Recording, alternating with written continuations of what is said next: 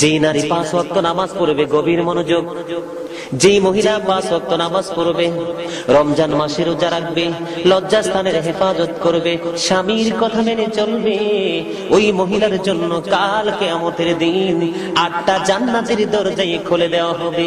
সে যেটা দিয়ে মন চায় সেটা দিয়ে প্রবেশ করতে পারবে।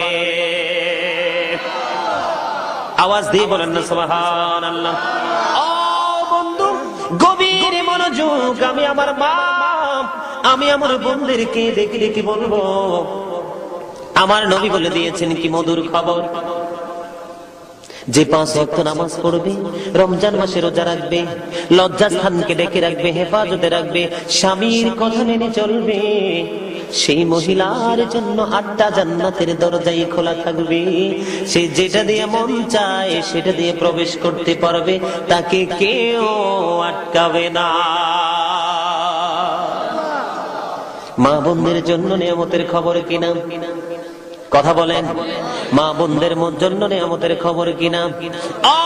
বন্ধু, হাদিস শরীফ খুলে খবর পেয়ে গেলাম, আমার এই বাংলার জমিনে অসংখ্য স্বামী আছে বিদেশের জমিনে, ঠিক কিনা বলেন? আমার এই বাংলার জমিনে অসংখ্য মানুষ আছে বিদেশের জমিনে। বন্ধুরা আমার, তাদের যে স্ত্রীরা আছেন, আমার মা বোনেরা আছেন, তাদেরকে ডেকে ডেকে বলবো, আমার নবী খবর জানিয়ে দিয়েছেন, যাদের স্বামী বিদেশে আছে তারা যেন সাজসজ্জা না করে, তারা যেন সুন্দর জামা না পরে, তারা যেন সুন্দর করে সেজে গুজে, তারা যেন সুন্দর করে সেজে গুজে নতুন জামা কাপড় পরে, পেন্সিল শু পরিয়া তারা যেন অন্য কোনো বেগানা পুরুষের সামনে না যায়। আওয়াজ দিয়ে বলেন না সুবহানাল্লাহ। বন্ধু, গভীর মনোযোগ। আমার মা আছে, আমার বোন আছে, আমার চাচি আছে, আমার জেঠি আছে, আমার খালা আছে, আমার ফুফু আছে। বন্ধুরা আমার, মানুষের রিজিকের পাশাপাশি তার চরিত্র পর্যন্ত আমার আল্লাহ ভাগ করে দিয়ে দিয়েছে। একজন মানুষ যদি ভুল পথে চলে, আমি তাকে আদর করে, ভালোবেসে, মায়া করে সঠিক পথে নিয়ে আসবো, ঠিক কিনা বলেন?